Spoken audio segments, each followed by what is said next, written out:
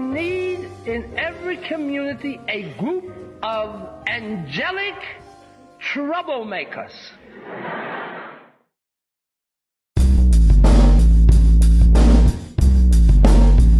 Social justice, power word, power word, power word.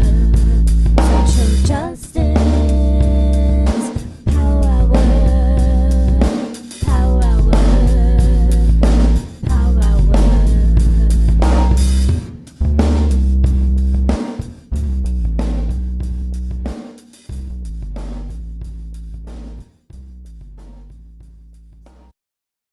Good evening to our friends on the East Coast, good afternoon to our friends in the West, and good in-between time to our friends in the in-between spaces. Welcome, welcome, welcome.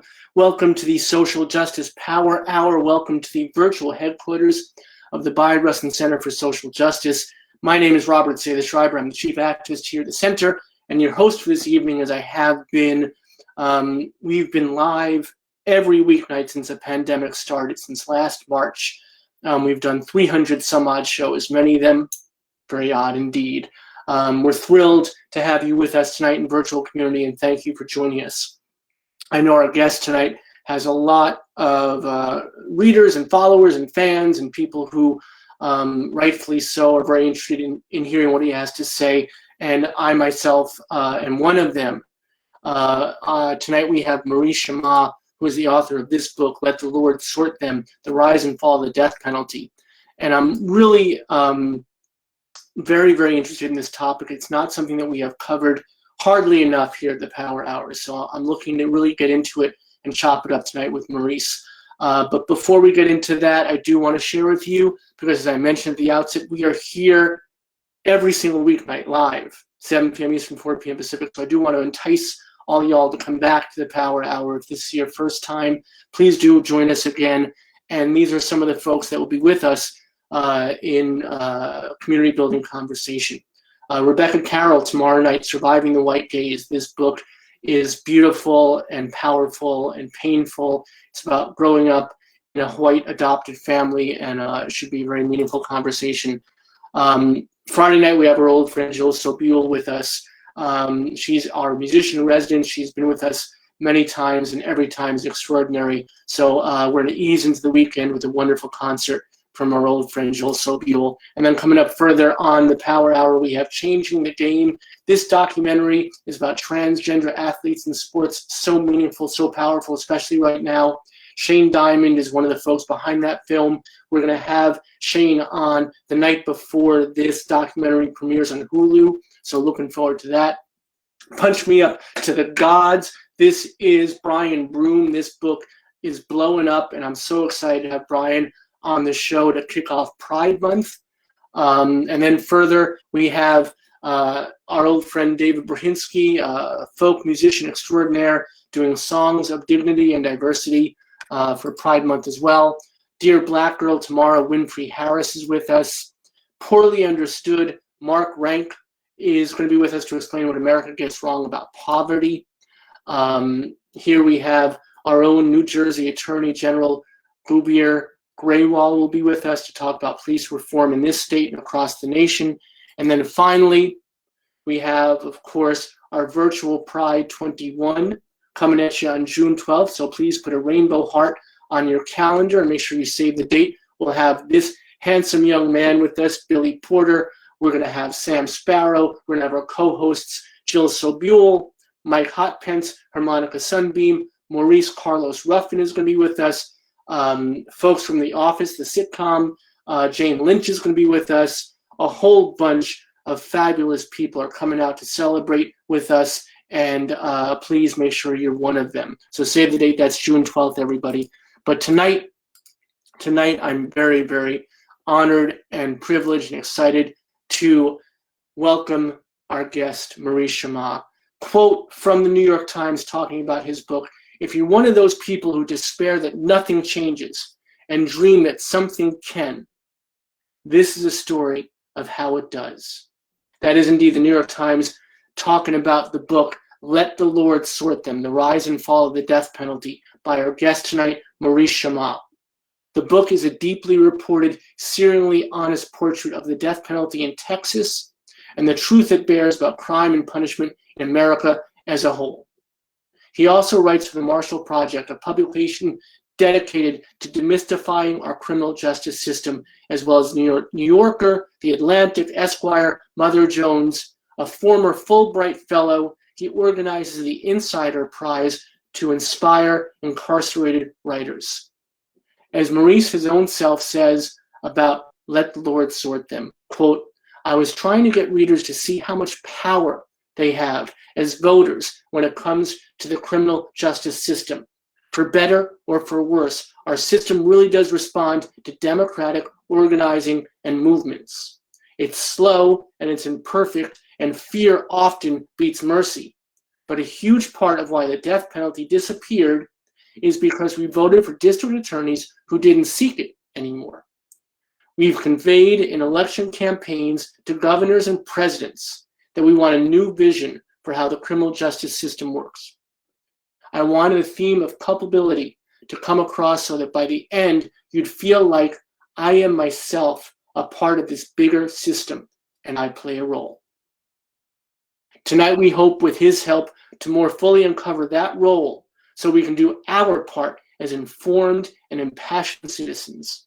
So without further ado, please join me in welcoming our guest tonight, Maurice Chammah, to our Barry Russin Center for Social Justice Power Hour. Maurice, thank you so much for being with us tonight. Having me. Can you all hear me all right? Yeah, we hear you fine.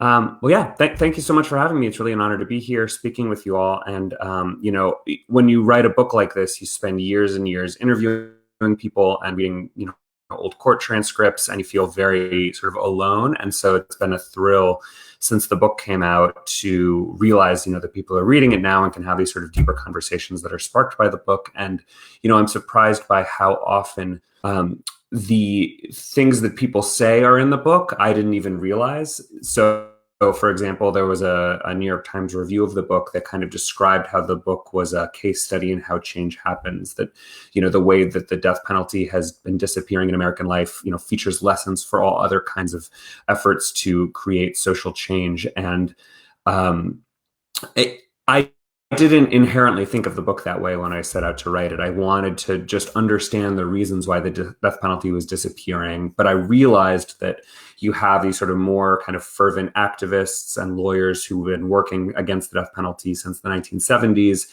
And only since about the year 2000 have they kind of prevailed upon society at large and managed to convince the public and district attorneys and governors to step away from the punishment overall. There still is very much a death penalty in the United States. The Trump administration oversaw 13 executions, which was this sort of unprecedented wave of executions. But by and large, at the state level, and now that Biden is president, the death penalty really is disappearing year by year. And so the book is an attempt to kind of understand all the reasons why. And, as a result, it ends up being a case study in how change happens. And so I've sort of enjoyed these conversations where I also kind of learn how the book is speaking to people and informing other kinds of conversations about how to make change in the criminal justice system. And that was why I was so thrilled when I read about the book, and I immediately contacted you, and I knew that this was a conversation we had to have here in the Power Hour. And I thank you so much, because as I said at the outset, and I meant wholeheartedly, this is not a conversation we've had enough here, and I don't think people have enough in general. So I'm really, really excited to do that. And I want to start now because we're hearing a lot of news about states implementing firing squads and archaic and barbaric ways. The death penalty in and of itself is barbaric, but then finding ways to make it even worse by hearkening back to the worst kinds of implementation. Is that a result of Trump and what he allowed and what he brought forth during his unfortunate administration? It's an interesting question. I think there's a lot of ways to kind of attack it and sort of angles on it. I mean, on the one hand, Trump's pursuing of executions, the fact that he pursued these 13 executions while he was in office, does seem to have kind of stirred up an interest in executions at the state level. A lot of states that have not carried out executions in many years are, over the past couple of years, starting to talk about doing it more. And I think that there's a little bit of a sense that, Trump pursued them and it appeared to be popular with his base. And so Republican politicians in a handful of states are now pursuing executions. But I think to understand this whole recent conversation about the firing squad, it's helpful to kind of go back historically a little bit. So I'll just kind of sketch out the history. So for the firing squad and some of these other forms of execution that we consider really barbaric, like hanging or the electric chair or even gas chambers, all of these were used by American states, in the 19th and then into the 20th century. And in the 1970s, there was this big sort of landmark decision where the Supreme Court said that the death penalty, as it was then practiced, violated the Constitution, that it amounted to cruel and unusual punishment. Now, that decision was not about the method of execution. It was about how juries make decisions, how prosecutors make decisions about who's going to get the death penalty. But at that point, the death penalty was falling out of favor in the United States. It was becoming very rare. It had almost disappeared entirely. I found this somewhat shocking, at least to me, quote in an old magazine when I was doing the research, in which a man who was running for district attorney, he was running to be the top prosecutor in Houston, Texas, basically admitted that he didn't think there was any point to the death penalty anymore. He said, there were more than 100 murders in Houston last year. Only a couple of people got the death penalty, and all those other victims, they're just as dead, whether or not the perpetrator gets the death penalty. It's just kind of a useless punishment. And that, I think, really captured the societal mood at the time. And people were really ready to let go of the death penalty broadly. We as a country had really turned away from it. A lot of advocates and activists, especially at racial justice organizations, had managed to show Americans and show the courts that the death penalty was kind of tainted by having roots in lynching and sort of extra legal forms of vigilante justice that had always been a kind of tragic part of American society. So these arguments really are making a dent in how people talk about the death penalty in the 1960s. And in 1972, the Supreme Court seems to give this side of the battle a victory and says, you know what, you're right, the death penalty is arbitrary. The court doesn't go so far as to say that it's racist, but is at least willing to say that it's too random, that getting the death penalty is akin to being struck by lightning.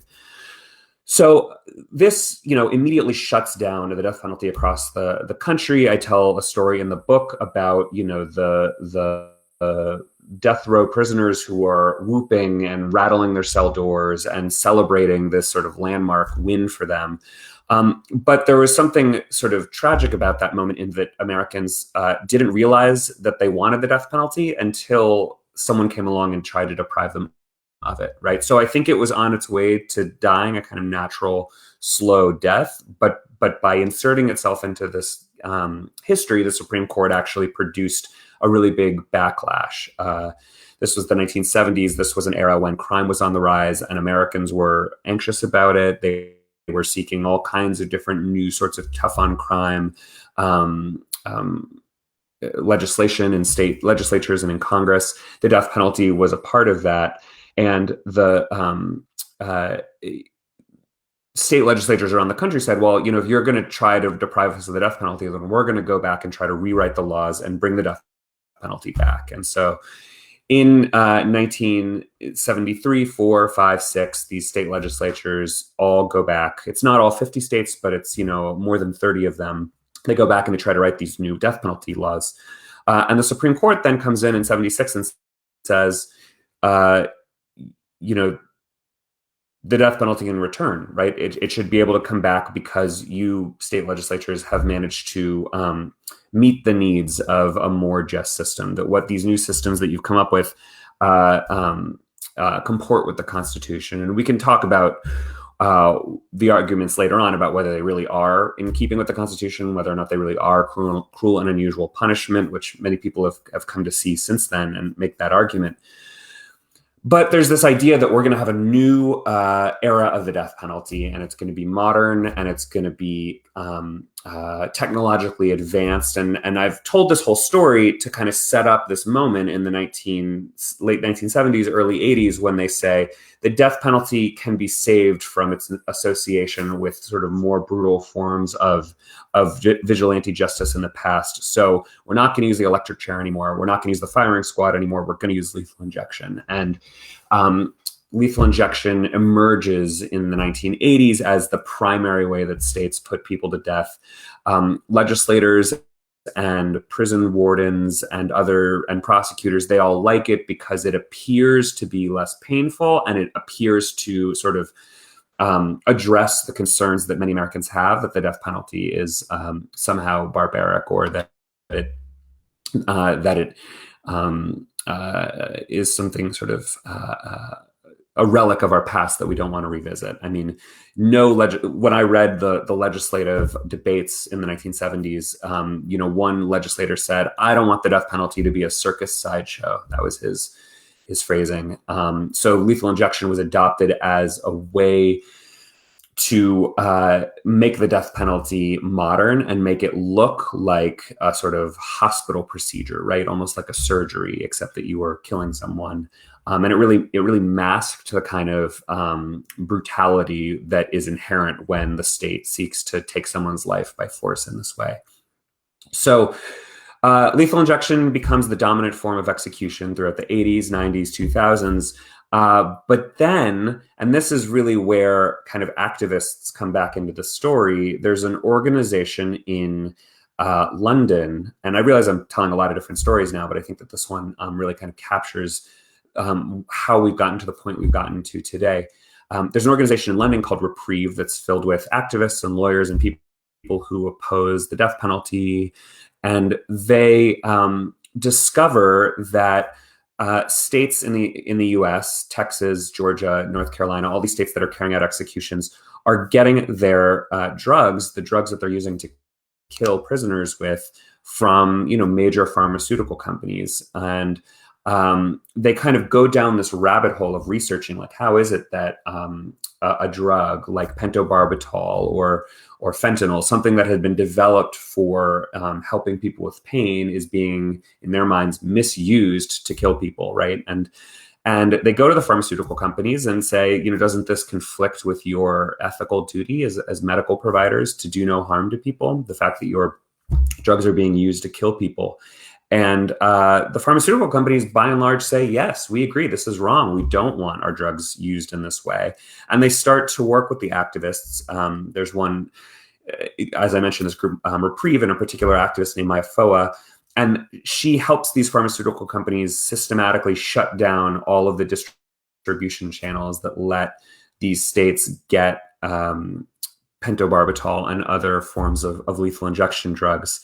And the states, as a result of this, start to scramble, and they can't get their drugs anymore from Pfizer or Moderna or these big pharmaceutical companies. And instead, they start turning to small independent pharmacies, but they also start turning to overseas manufacturers of the drugs. You start to hear these somewhat wild and troubling stories in 2014, 15 of prison officials taking suitcases of cash, and buying these drugs on what appears to be a kind of illicit. It's not technically a black market. What they're doing is technically legal, but it all feels fairly illicit because it's designed to evade the eyes of these pharmaceutical companies and also of these activists.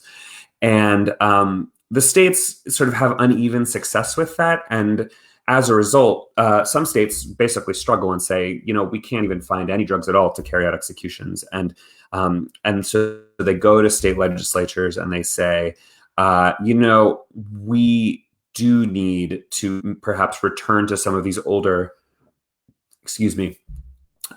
execution forms of the past, like the firing squad and electrocution.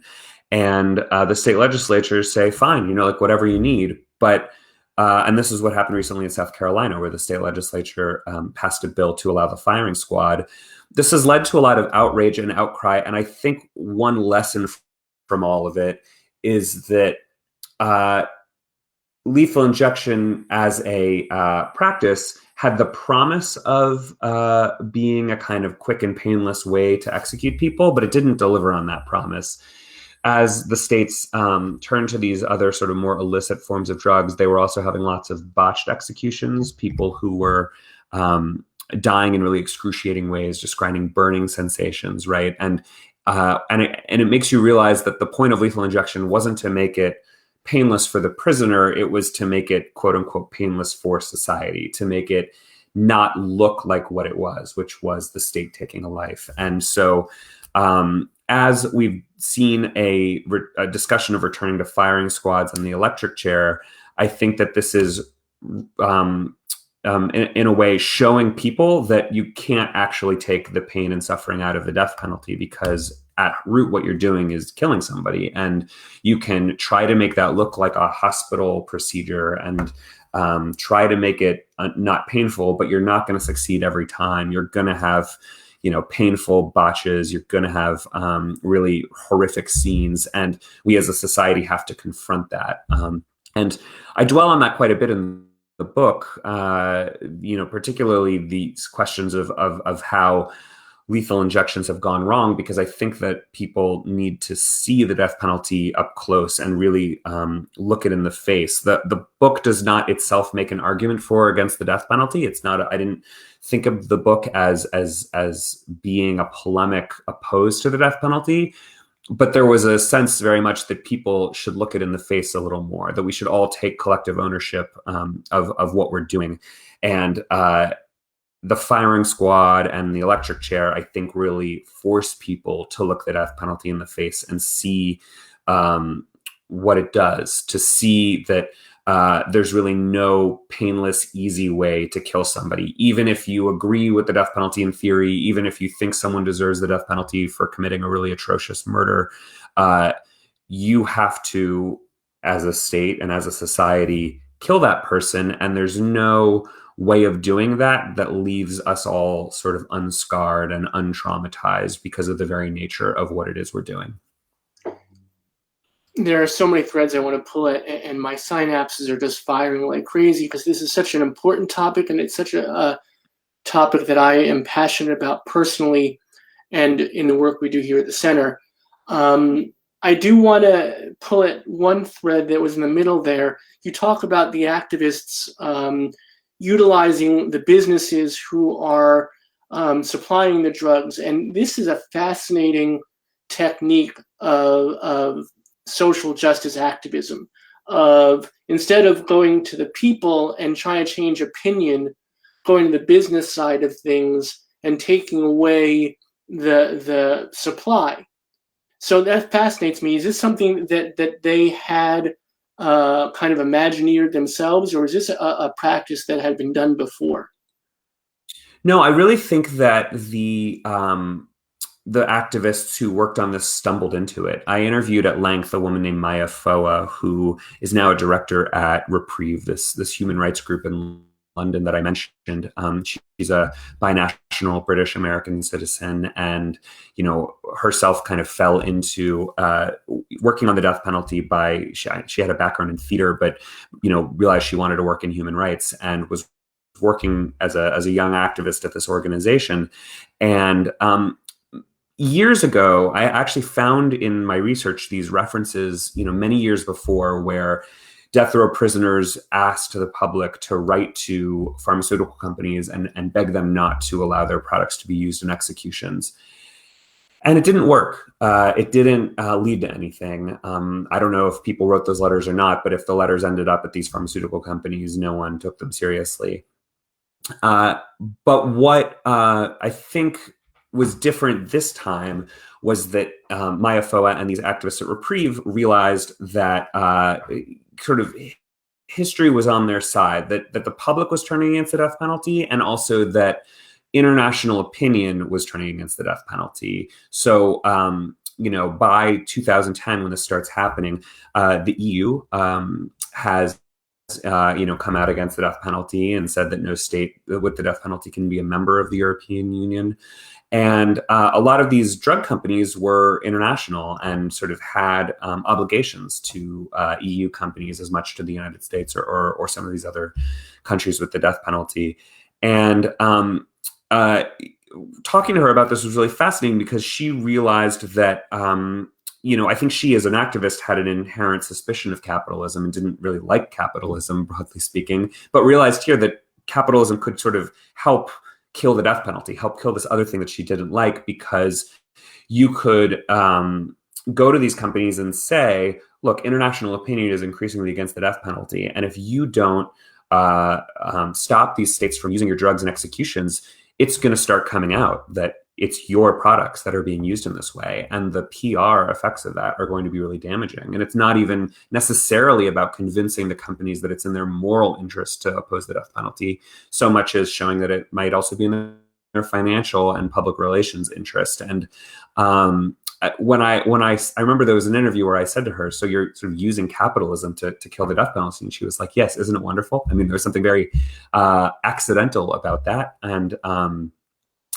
I think also accidental about, the way that Maya herself fell into what can feel like a really arcane world of pharmaceutical drug distribution, which is, not something that most of us spend our time thinking about or learning about. It's very complex. And so you need activists who find a need and just go deep into this very arcane area and can learn to talk in the same language as pharmaceutical drug executives and pharmacists, which is not something that most of us know how to do.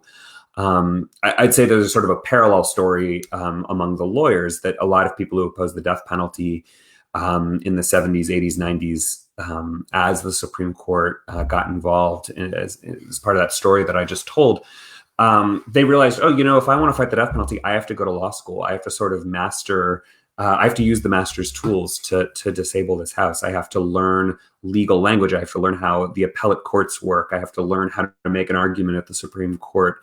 And that's not something that was dominant in the traditions of opposing the death penalty up until the 1960s and 70s. But for the last 40 to 50 years, really with the exception of Maya Foa and Reprieve and some other activists who have been on the ground fighting the death penalty in that way, the kind of core of anti-death penalty activism has been lawyers. It has been making arguments in court for why the death penalty violates the Constitution and is cruel and unusual punishment.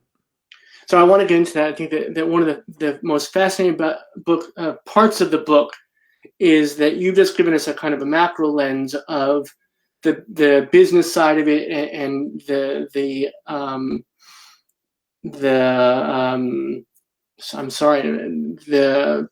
resistance to it. Oh, like the legal and right. Yeah. But I want to talk about the stories you tell in the book too, because it makes it so human. And it reminds me, we did have Kevin Davis on a few months back on the show, who's a crime reporter, and he talked about how the families who are the families of the victims also at the end of the day oppose the death penalty, and they don't see that as the appropriate punishment. So it's fascinating all the way around, all the different components of this. So many folks are not in favor of this, yet it still happens. But I do want to talk, and this is a book, by the way, that Let the Lord Sort Them, The Rise and the Fall of the Death Penalty, by our guest tonight, Maurice Chammah, and our wonderful dedicated volunteer, Chris, is in the comments section giving you a link on how to buy this book whilst we're talking. We have a bookshop.org dedicated list of all the authors that have been on the show.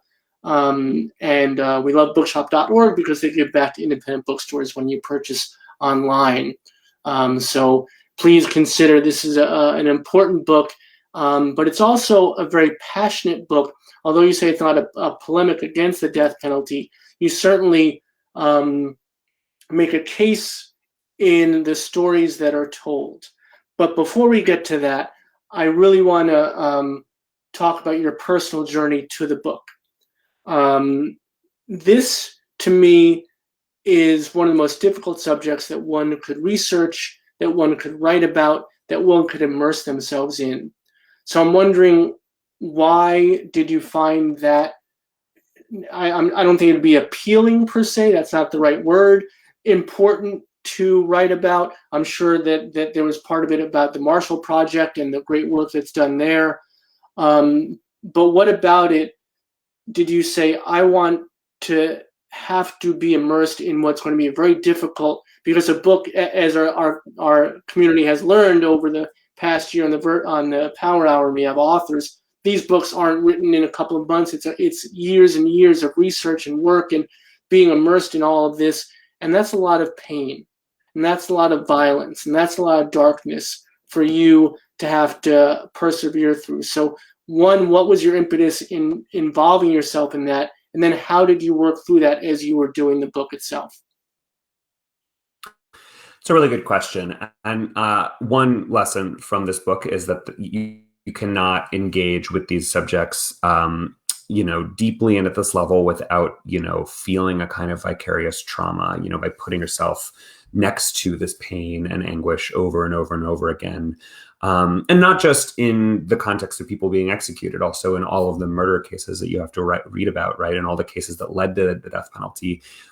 Nobody gets the death penalty in America unless they commit a crime that really shocks, people who hear about it. And so reading these cases, there were times when I was working on it where I really would have to kind of take some time off, take some weeks off, or just spend, a few weeks thinking about a different part of the book, the pharmaceutical drug companies, or something that wasn't so proximate or so right next to the sort of worst of what humans are capable of.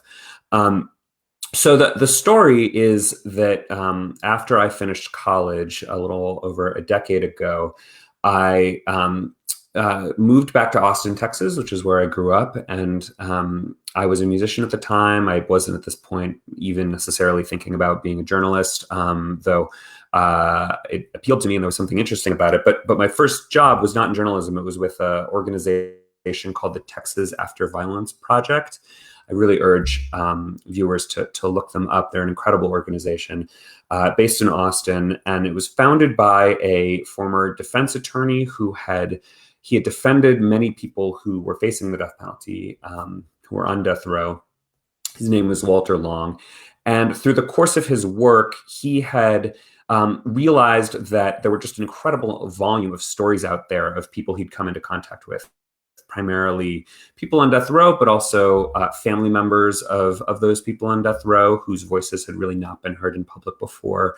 And the idea of the organization was to conduct oral histories, to go out and interview these people who had some connection to the death penalty and work on building an archive of stories around the death penalty that researchers and students and journalists and whoever could study and mine for kind of collective understanding of this institution. He had in his mind, I think, that, when the South African government did away with apartheid and there was a Truth and Reconciliation Commission, part of the process of truth and reconciliation was storytelling. It was people getting up and saying, this happened to me under this system. And he similarly named this organization the Texas After Violence Project because it was sort of gesturing towards what is a world without violence, whether, murder committed by individuals or state-sanctioned violence in the form of execution. What does that world look like, and what is the kind of storytelling that's going to get us there? He was also influenced, I think, by stories of how Americans and the British turned against slavery, in part because they heard so many stories about what it was like to be in that system, right? So as a part of that job, I drove all around Texas and often brought a video camera and set it up and just conducted 2, 3, 4 hour interviews with people who had some connection to the death penalty. And I realized through that work that, I had always thought, okay, so you have a person on death row, you have a murder victim, maybe you have a couple of lawyers on each side. But I realized that the sort of world of people connected to the death penalty is actually much bigger. That in addition to the lawyers, you have family members, right, on both sides who are touched by the case, the family members of someone who's murdered who have to decide how they feel about the death penalty, the family members of the person who goes to death row, but also the members of the jury who sentenced this person to death. I interviewed a woman who ran a house in Huntsville, Texas, where family members who were going to witness the execution of a loved one would actually stay the night before. And so she herself was, of course, experiencing the kind of trauma of these family members who were facing watching the death of a loved one in person. So I realized this trauma, it filters out to all different kinds of people. It's not just limited to the people immediately tied to the death sentence, to the court case, the execution. It really kind of trickles out throughout society. And as I did that work, I also started to really get fascinated by journalism as a way to be a part of the kind of collective conversation about what we as a society are doing in terms of our public policies, in terms of our culture, in terms of our laws. The journalists are at their best going out into the world and doing the kind of research that most people don't have the time to do, and translating that into pieces of writing or television or radio that people who don't have as much time to get deep in issues like the death penalty or anything else can take in and sort of develop their understanding and vote in a more informed way. And also just sort of develop their own personal moral compass about how they feel about different kinds of political issues. I think there was a very optimistic part of me that thought, if we just tell people what's going on in the world, then they'll sort of come to more moral views of how to treat their fellow people, their fellow Americans in this case, when it comes to the death penalty. And, because I had done this early work at the Texas After Violence Project around the death penalty, I knew enough about that system so that once I was an intern at one publication and then freelancing for other publications, this was kind of becoming my specialty. And eventually in 2014, I got a job at the Marshall Project, which was new at the time and is a small nonprofit outlet that covers the criminal justice system. And I was, at the time I was hired, really the only reporter who had spent a lot of time working on stories about the death penalty, and felt that I now had this kind of home base to develop that understanding even more deeply and go beyond reporting on individual cases to try to zoom out and understand the punishment in a more systemic way. What are the big legal and political trends that had driven certain states like Texas to become epicenters of the death penalty, while other states like Michigan had gotten rid of the death penalty in the 1850s and 1840s and never brought it back. And I think as I did the reporting, I would often be face to face with a lot of trauma. I would interview family members of murder victims. I'd interview people on death row who were facing being executed someday, interviewing lawyers who had clearly been very traumatized by their work on these cases. But I think that I could balance all of that with a certain amount of hope and optimism that what I was doing had kind of value to society beyond the individual details of any particular case or beyond anyone's experience. And I think if there wasn't a kind of goal in terms of informing people, and when I say informing the public, that can sound very kind of heady and abstract, but I mean it in a really direct way, that people often come to vote because they, for particular candidates, because they realize that, one candidate or another has been promoting a public policy that has been causing a tremendous amount of pain for people. And they read about that pain in newspapers and in magazines and see it on TV. I think as journalists, we often wouldn't be able to take in all this darkness if we didn't feel like there was a real value in translating that darkness into a more concrete public policy decision that we as a society needed to make. And I continued to be compelled by the death penalty also because over the last 5 to 10 years, there's been a growing awareness that the criminal justice system as a whole has lots of problems, that far too many people are in prison, and that the system is incredibly ruinous in terms of spending tons of taxpayer money for very little progress, for very that we're not meeting the goals, right? If the point of the prison system was to correct something and they still are called departments of corrections in many states, that it wasn't actually correcting anything, right? That people were coming out of prison sort of worse psychologically than they went in, that they were actually more likely to commit more crimes, and to have more trauma that would spark addiction and impulsive actions, that were illegal, and all manner of just human tragedy, right? And the criminal justice system as a whole is massive. I mean, there's more than 2 million people in prison, and the death penalty is a tiny part of it. There were fewer than 20 executions last year, and even at its height, the death penalty only affected a few hundred cases out of many, many thousands around the country. But I came to see that the death penalty was the sort of pinnacle of the system, that it was the most punitive, harshest thing that we as a society were doing to people. It was the ultimate expression of the idea that this system, the criminal justice system, is most oriented towards punishment as opposed to rehabilitation, because ultimately executing someone is the least rehabilitative thing you can do, right? And when you have executions, when you have the death penalty, it makes life in prison without the possibility of parole seem a little less extreme as a punishment, because it's not the worst. And if you have life without parole, you then also have 40-year sentences and 30-year sentences, and all of them seem like the lenient choice because you have the death penalty.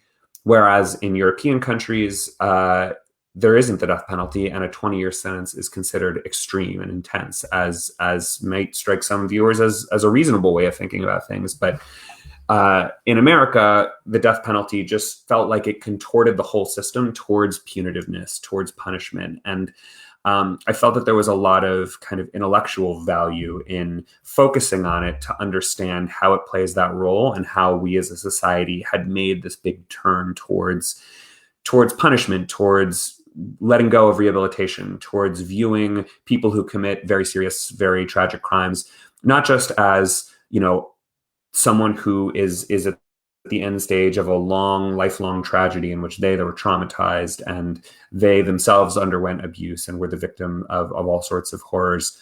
But we sort of turned away from that and said, no, this person is evil. This person is irredeemable. This person has to die. And so I think, just to tie this all up, I came to sort of, I think I found a lot of value in situating the death penalty in the wider criminal justice system and understanding how it affects that system. So what I really enjoyed is a tough word to use, although the book is not the screed or the polemic that people would expect. And there is a lot of hope, as the New York Times espoused at the outset when I gave that quote. But I find it to be incredibly inspirational, to be honest, that you were able to write this in such a balanced way. Because if I was writing this, I would have been screaming on every page, with every word, with every letter, with every exclamation point, which would have ended every sentence. Go ahead. Oh, I was going to say, I found that there was a pleasure is a weird word to use, but there was a certain amount of satisfaction in like trying to write it in such a way that you kind of draw people into the human stories and then sort of let them make up their own minds. You don't have to scream a defense lawyer fell asleep at a man's trial. You can just say it, and it speaks for itself, right? And also there was, I think, in the research, a lot of, like, you have to do a lot of research to find the details that will really speak to people. So, for example, it wasn't until I was deep in the research that a prosecutor just sort of offhandedly told me the story where she had managed to get her first death sentence. It was the first time she'd ever sent someone to death row. And her boss called her into the office and she wondered, oh, I'm in trouble. Did I do something wrong? And he said, no, I'm proud of you. You did good today. And he gave her a pen that was shaped like a syringe. It was like a novelty pen that was supposed to commemorate her having sent somebody to death row. And it's an awful story. But it's one of those details where in just a couple of sentences, I feel like you can kind kind of lay out a lot about the culture of this one particular prosecutor's office, and also just the ethos that people had fallen into when they started pursuing the death penalty so intensely in the 1990s. But it takes a lot of research to get to the point where you've got those details and can deploy them, as opposed to saying the death penalty is wrong, right? Or, it doesn't. I feel like people are often much more convinced by a horrific detail than they are by a kind of broad-based argument. And I also think that you're not preaching to the converted here, which would be a very easy trap to fall into. I think anybody that picks up this book is able to assess for themselves what the death penalty means and what they believe it should or should not be continued. I'd like you to share some of the stories that are in the book, but I do want to make crystal 2 points, if you don't mind, just so our viewers hear this really directly. One is, and you touched on this before a bit, but just to really put a fine point on it, the death penalty is implicitly, inherently, and pretty abhorrently racist in and of itself. Is that a fair assessment? Yeah, I mean, the way that I would probably explain it is that the death penalty has its roots in racist social phenomenon, most notably lynchings. That the modern death penalty system really does grow out. It's a complicated, long historical story to tell, and I do it in the book. I won't sort of spend 20 minutes on it here, but that it has its roots in the very racist system of lynching, and that it is marked over and over again by very clear racial disparities. And then the second point that I just want to really delineate this for folks who are watching, so they can really again make their own judgment and have their own picture drawn. There are so many cases of using the death penalty when the person who is killed, who is murdered, is found to be innocent. So yeah, that's very true. That's very true. That in and of itself should be the one thing that stops anybody from ever wanting to pursue this again. If there is any sort of even possibility of error, then how can you justify utilizing this practice? Yeah, I found one in all of my research, one source, one case of somebody articulating a justification, and they said, well, the death penalty will get it wrong sometimes, and sometimes people die in car crashes, but that doesn't mean we're going to get rid of cars, right? And I don't find that a particularly compelling argument myself, and it feels like such a stretch that it kind of shows that the difficulty that one has in making it. But if you don't mind, I'll just tell a story that has very clearly to do with innocence. Please. And that was sort of, I think, one of the more shocking stories in the book. So I should say that, our conversation right now has mostly been about these big ideas about the death penalty. The goal of the book was really to tell individual human stories, and the vast majority of the pages in the book are laser focused on individual people. And I picked these people because I had interviewed, many hundreds more than just them, but I kind of decided that their particular stories illuminated the history in a particularly compelling way. So one of them, who is throughout the entire book, is a woman named Dana Lynn Reeser, and she is a defense attorney in death penalty cases. And I interviewed her for many hours. And at one point, we were talking about innocence, innocent people on death row, and there were a handful of fairly famous cases. Many viewers may have heard in passing about someone like Cameron Todd Willingham or Carlos de Luna. They're these cases of people who were executed, and there's really compelling evidence that they're innocent. And, magazines like The New Yorker or The New York Times have told their stories, right? So I knew about that kind of almost pantheon of like very well-known innocence cases. But then Dana Lynn, this lawyer, I was just sitting and interviewing her, and she said, "Oh, have I told you the Eddie Ellis story?" And I said, "No, what's the Eddie Ellis story?" And she told this incredible tale when she was a law student, before she even had become a lawyer in the early 90s. She was volunteering at an office that was defending people on death row. It was based in Austin, and there was a man who was facing execution, and they were defending him. His name was Eddie Ellis, and it was a case in Houston, and she didn't know anything about the case, but they called her up one day and said, hey, this guy's about to be executed, and we're just trying everything we can try to stop it. Can you get on a plane to Houston tomorrow and go look for this one witness we think might have some information? And she says, sure. She's in her early 20s at the University of Texas, and it's easy for her to just, hop on a plane. So she goes, she meets another investigator from the office there in Houston, and they go to this apartment complex in a kind of a part of town that the other investigator described to me as being fairly scary, that it wasn't sort of a place where you would just feel comfortable just walking around.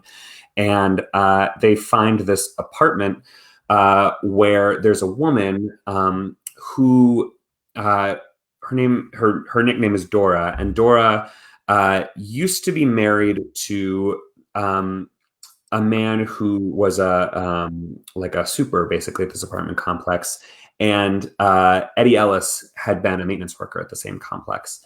And she told these investigators, including this law student, my husband actually committed the crime. He confessed it to me. Eddie Ellis is innocent, and this is, going to be a tragic injustice. And Dana Lynn and the investigators say, well, is there any proof of this? Her husband at this point had died, and so that he wasn't around to make this claim that he in fact had been the real perpetrator of this murder. And Dora says, well, he was in the hospital for a long time before he died, and in his hospital papers, I think he wrote a letter basically to me apologizing for having killed this old woman, and for letting Eddie Ellis go down for the crime. And so Dana Lynn, the lawyer, goes with Dora to like an old like storage container, right, where they're digging through bags of hospital papers. Dana Lynn remembered like the mildewed papers in this bag that they were digging through, and eventually they find a sheet of paper that says, like, "Dear Dora," and in so many words says, "I killed that old woman, and Eddie got arrested for it, and I'm so sorry." And Dana Lynn says, "Oh my God, I have proof that this man is going to be executed despite not having committed the murder." She races, of course, back to her bosses at this law office in Austin and says, "Look what I have." And they file this last-minute appeal.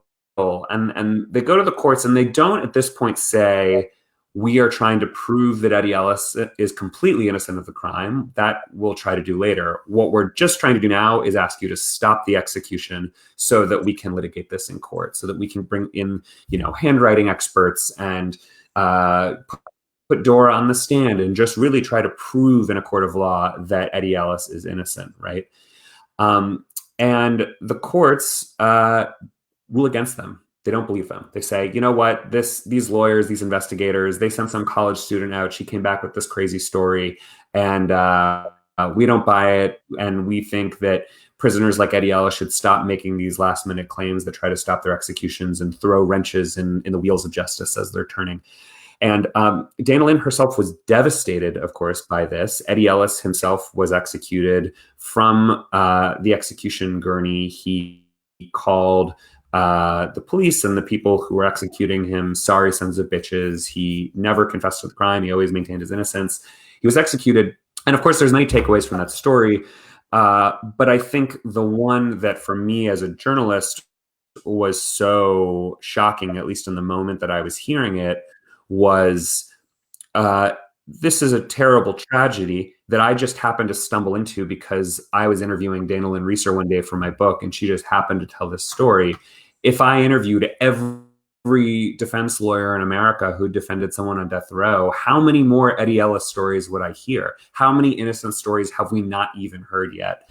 And that, I think, really shook my faith in the system. And then to think not only the death penalty I mean, in the cases of the death penalty, people have lawyers who are digging into these issues and trying to prove that they're innocent till the very last minute. But in the vast majority of criminal cases, people go to prison. They might go to prison for 10, 20, 40 years for the rest of their natural life, and they don't have a right to an attorney to look into all those issues and prove that they're innocent. So they're just stuck. And so it was, for me, the Eddie Ellis story was this kind of tip of the iceberg on how massively the system can get it wrong over and over again, and we just don't even know about it as the public.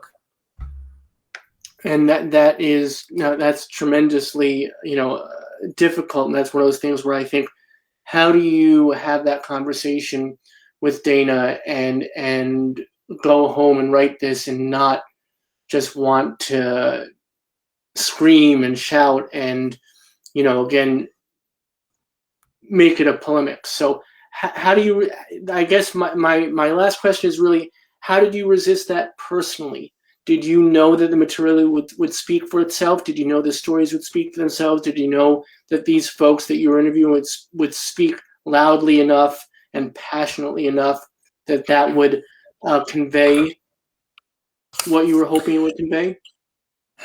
I mean, I think there's a certain amount of faith in a style of writing that doesn't scream, that doesn't announce itself. And some of it may just be my temperament and sensibility, that I'm not a shouter in my personal life. And I see the kind of value of kind of having journalists come in as a sort of third party to disputes, and that there's something more almost trustworthy when it's clear on the page that I'm just not throwing in my lot with Dana Lynn and agreeing with everything she says, but that I'm going back and I'm reading all the things that the prosecutors said, that I'm going back and I'm trying to interview the prosecutors who are on this other side of the case.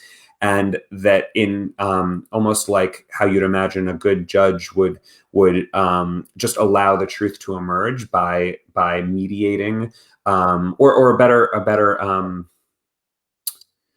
I'm careful about this analogy. I don't want the sports analogy to be misleading, but I think a referee, doesn't have a stake in the way a game comes out, but he tries to maintain the boundaries of what is fair, knowing that the just or the right result will come out of that game. And similarly, a judge is, ideally, of course, many judges don't do this, but ideally a judge is carefully sort of managing, the courtroom so that the truth can really emerge from two competing sides. And I felt like if I could that there was almost I actually feel a sort of passion for laying things out in a kind of clear, not neutral, that's not the word, and not objective because I'm a human, but in a sort of careful and thoughtful and three-dimensional way that the truth would sort of speak for itself. And you have to do a lot of research to get there, right? You have to read the filings from the other side and talk to everybody on the sort of three-dimensional 360 view of the case. But my faith was that readers who didn't necessarily agree with me personally, or who maybe didn't know where they stood on the death penalty, felt like they got an honest and fair assessment of the system that they could then use in making up their minds, as opposed to getting a kind of screed from one side that said, like, isn't this wrong? Isn't this wrong? I think there's a role for that in the world, but I think that society changes when the people who are passionate sort of bring along the people who are skeptical, and journalists are kind of somewhere in between, assessing the claims of the passionate ones and bringing along the sort of the skeptics. Wonderful. And I'm so glad that you were the person to write this book, and thank you for that. I want to end on a hopeful note, what I think is a hopeful note. We just had an execution in Texas just a few nights ago, and they did not invite the press to witness, which is incredibly rare. And to me, that was very exemplary of the fact that there is so much resistance and so much disapproval of the death penalty now. They don't want people to even see it's happening. So they want to do it behind closed doors. They want to do it without the public being aware. Is that the right take on that? I think it is. I mean, I think that particular execution was, it was framed in the media as an accident, and then people's reaction was, well, if you can't be trusted to manage media witnesses for an execution, then how can you be trusted to carry out the task, in keeping with the Constitution at all, right? And I think that it raises up the sort of point that I really wanted to hammer in the book, which is that we should not be able to bury our heads or allow these things to happen behind closed doors, that we need to put the death penalty out in front of people. And a century ago, we did. A century ago, people were executed in the town square. Sometimes they were executed illegally. They were lynched in the town square. But even when it was done legally, with all the sort of requisite court processes, it still happened in public, and it was still a kind of public affair where people went and would bring picnics and watch it almost as entertainment. And that horrifies us today. I think it horrifies even supporters of the death penalty today. It's impossible to imagine returning to that. But honestly, when you put it behind closed doors, you're just putting a door in the way. And when you use lethal injection as opposed to hanging someone or using the firing squad, you are just changing the format, but you're not changing the thing itself. And I want people to feel like they're face to face with this so that they can make up their mind as to whether they want it to continue. I so appreciate this hour you've given us, this conversation you've given us, in this book that you've given us. It is a gift. It's a gift of observation, of research, of very, very balanced reporting, so we get to make the assessment ourselves, even if going in, and this is really important, even if going in we think we know what we believe or what our views of the death penalty are, there's a good chance it could be changed or at least shaded by what you report here. So I can't recommend the book highly enough. Let the Lord Sort Them, The Rise and Fall of the Death Penalty, by our guest tonight, Maurice Chammah. As I said, Chris put a link in the comments section where you can just click on it right quick and get it from bookshop.org.